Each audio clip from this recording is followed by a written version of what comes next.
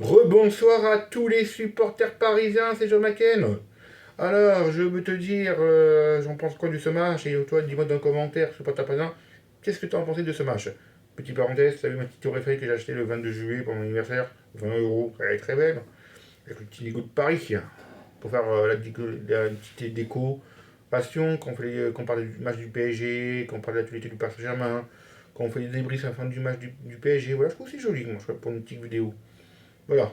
Donc, les amis, Jean McCain va d'abord vous dire qui a mis ce soir. On va refaire l'équipe. Qui a mis Luis Enrique.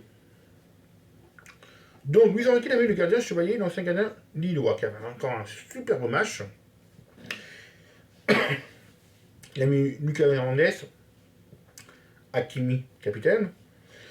C'est dommage s'il pouvait marquer un but, mais c'est pas grave. Zerberini, Barado, Lin, Vitina, Zermery, Eban, Ramos, Bacola. Voilà. Donc, Lille, parlement, un partout.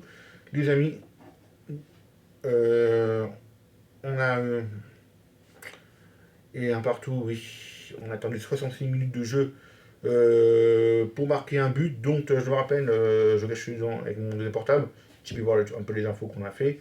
Donc, oui, 60 minutes de jeu, c'est Mendes qui a ouvert le score.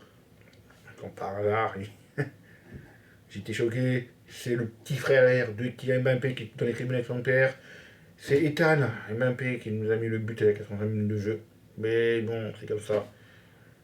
C'est comme ça. Et on a pris un carton jaune. Et aussi ils ont pris un carton jaune. André a 40 minutes de jeu, il a pris un carton jaune. Lucas Hernandez a pris 45 minutes, un carton jaune. Donc c'est pas grave, on a repris notre place en tête. Marseille maintenant est deuxième. Nous avons 16 points, ils ont 15 points les Marseillais. Je voulais qu'on a 3 points, mais pour bien monter, parce que cet après-midi, Lyon a perdu chez eux 2-1 contre Toulouse. Nice-Monaco, c'était un super match. Nice menait 2-0 avec un carton rouge. Monaco revenait de 2, mais c'est bien. Il ferait rentrer un petit peu Monaco pour le classement. Donc, les amis, le Paris Saint-Germain a très très bien joué. Il s'est donné à fond contre une grande équipe de Lille. Comme je t'ai dit hier, j'avais fait les vidéos sur Lille PSG. J'ai dit attention à Lille.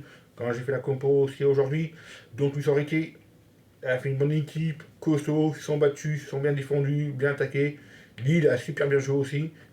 Salut à mes amis supporters du s'ils voient ma vidéo. Voilà, oui, salut, bienvenue. Tout le monde est bienvenu. Donc le Barcelone a fait match nul, reprend la tête du championnat. Donc, voilà, j'ai une équipe costaud après Barcelone. Alors Barcelone a encore perdu 4-1 contre Séville. Waouh. Oui, voilà. On a fait un beau match, moi je trouve. On s'est battu, je me suis bien régalé. Voilà. Voilà. 10 sur 10 hein, pour Paris, toujours. Hein. Bon. Franchement, Luis Enrique, c'est toujours un super entraîneur pour moi. Il reste le meilleur entraîneur. Hein. Faut le garder celui-là parce que il sait comment mener une équipe à la victoire en Ligue 1 ou de France, en Champions League. Il a fait gagner. Donc voilà, moi je dis rien. Très bonne équipe. Donc, alors, la semaine prochaine, il n'y aura pas de Ligue 1 parce que c'est la crève internationale. Alors, quoi, c'est la France, elle joue contre qui la France?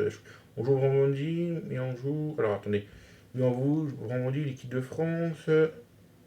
France à Bardijan. Sur TF1 à 20h45, au Parc des Princes, on joue. Voilà. En ce moment, on joue beaucoup au Parc des Princes. C'est l'ancien stade de l'équipe de France avant la Coupe du Monde 98. Je me rappelle très bien.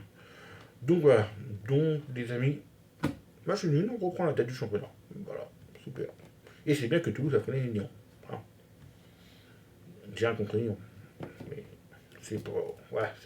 C'est pour que nous, on soit bien prenés. Mais bon. Alors, on va regarder le calendrier du Paris Saint-Germain après la crève internationale. C'est normal. Ça m'intéresse. Ça vous intéresse dans notre portable. Voilà. Donc, contre qui on va. Alors, il nous reste. Alors, oui. Alors, combien de matchs le prochain match est au Parc des Princes, les amis, contre Strasbourg. Paris Saint-Germain, Strasbourg. Le 17-10, 20h45. Ok. Après, on a la Ligue des Champions, le 21-10. C'est tout au mois d'octobre. On a un petit. Alors, Leverkusen Paris Saint-Germain, ça va être pas. Oh, ça va être un beau match.